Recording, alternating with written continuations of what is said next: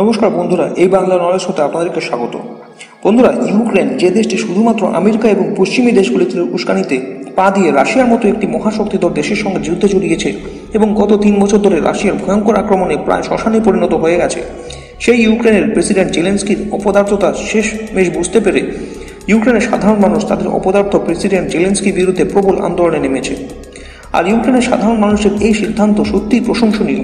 যদিও এই আন্দোলন অনেক আগেই শুরু হওয়া দরকার ছিল, তাহলে হয়তো ইউক্রেনকে আজকের এই চরম দুর্দশা হতো না।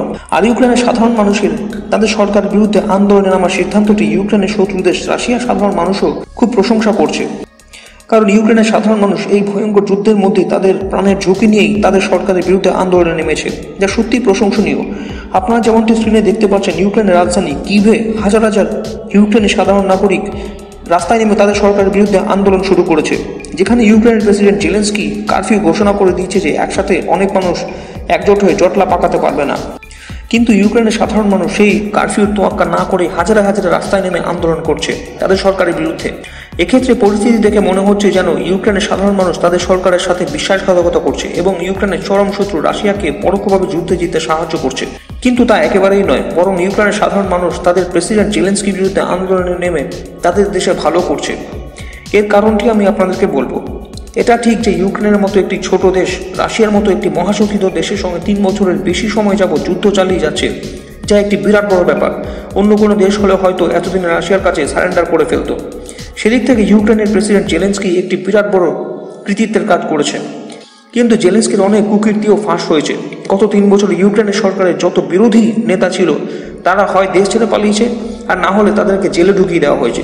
কিন্তু এইসব খবর কোনো পশ্চিমী মিডিয়া প্রচার করে না। শুধু তাই নয়, জেলেনস্কির বিরুদ্ধে ভয়ঙ্কর করাপশনের অভিযোগ উঠেছে। আমেরিকা এবং ইউরোপের দেশগুলি থেকে যে বিলিয়ন বিলিয়ন ডলারের সাহায্য আসছে, সেই বিপুল পরিমাণ অর্থ দিয়ে জেলেনস্কির স্ত্রী এবং তার পরিবারের লোকেরা ইউরোপের বিভিন্ন দেশে বিলাসবহুল জীবনযাপন করছে। লাক্সারি গাড়িতে, মিলিয়ন ডলারের লাক্সারি ইয়টে তারা ফুর্তি করছে, টাকা ওড়াচ্ছে। আর ইউক্রেনের যে অ্যান্টি করাপশন বডি রয়েছে সেগুলি জেলেনস্কির করাপশনের বিরুদ্ধে তদন্ত শুরু করেছিল। কিন্তু জেলেনস্কি কি করলো? দেশদ্রোহিতার দোহাই দিয়ে সেই অ্যান্টি করাপশন বডিগুলিকে শেষ করে দিল, যাতে তার কুকীর্তি ফাঁস না হয়। এর পেছনে জেলেনস্কি কারণ হিসেবে বলে যে তার বিরুদ্ধে ষড়যন্ত্র করা হচ্ছে, যাতে সে রাশিয়ার বিরুদ্ধে যুদ্ধ চালিয়ে যেতে না পারে, এবং তাকে ক্ষমতা থেকে নামানোর চেষ্টা চলছে। আর রাশিয়ার সুবিধা করে দেওয়া হচ্ছে, যা দেশদ্রোহিতা। আর এই দেশদ্রোহিতার দোহাই দিয়েই সমস্ত ইউক্রেনের অ্যান্টি করাপশনের বডিগুলিকে শেষ করে ফেলা হয়েছে। এবং ইউক্রেনের সংসদে একটি বিল পাশ করানো হয়েছে, যেটির সাহায্যে জেলেনস্কি ইউক্রেনের একছত্র ক্ষমতার অধিকারী হওয়ার চেষ্টা করছে, যা দেশে যা খুশি তাই করতে পারবে এবং আর্থিক নয়ছয় করে যাবে, কিন্তু কেউ তার বিরোধিতা করতে পারবে না। অর্থাৎ জেলেনস্কি ওই বিলটি পাশ করিয়ে ইউক্রেনের একছত্র ক্ষমতার অধিকারী স্বৈরাচারী শাসকে পরিণত হওয়ার চেষ্টা করছে। আর ইউক্রেনের সাধারণ মানুষ জেলেনস্কির এইসব কাণ্ড কারখানার বিরোধিতা করে রাস্তায় নেমেছে। তাদের বক্তব্য হলো, জেলেনস্কি ইউক্রেনের সংবিধানে যে পরিবর্তন করেছে তার রিভার্স করে পুনরায় আগের মতো যেন করা হয়। এবং তাদের আরও দাবি যে ইউক্রেনে যেন তাড়াতাড়ি করে ইলেকশন করানো হয়, কারণ বহুদিন হয়ে গেল ইউক্রেনে ইলেকশন হয়নি।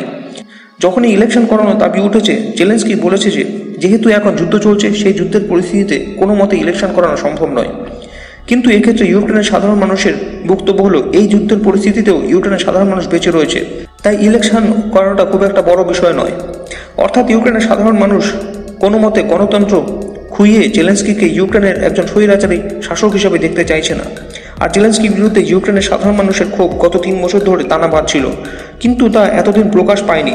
কিন্তু জেলেনস্কি যে ইউক্রেনের সংসদে ওই বিলটি পাস করায়, সঙ্গে সঙ্গে ইউক্রেনের সাধারণ মানুষ ক্ষোভে ফেটে পড়ে এবং জেলেনস্কির বিরুদ্ধে রাস্তায় নেমে আন্দোলন শুরু করে। আর এই আন্দোলনকে রাশিয়ার সাধারণ মানুষ খুব প্রশংসা করছে।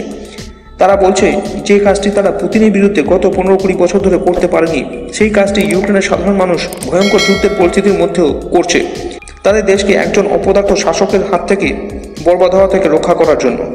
ইউক্রেনের সাধারণ মানুষ এটি খুব ভালো করে জানে যে রাশিয়ার মিসাইল যে কোনো সময় তাদের উপর এসে পড়তে পারে এবং তাতে তাদের প্রাণ চলে যেতে পারে। কিন্তু প্রাণের ঝুঁকি নিয়েও শুধুমাত্র দেশের হিতের কথা চিন্তা করে তারা রাস্তায় নেমে আন্দোলন করছে, যা সত্যি প্রশংসনীয়। এখন দেখার বিষয় এটাই যে ইউক্রেনের রাষ্ট্রপতি জেলেনস্কি এই পরিস্থিতিতে কি করে। তো বন্ধুরা, এই বিষয়ে আপনাদের কি মতামত তা কমেন্ট করে জানান এবং ভিডিওটি ভালো লাগলে লাইক করে চ্যানেলটিকে সাবস্ক্রাইব করুন। ধন্যবাদ।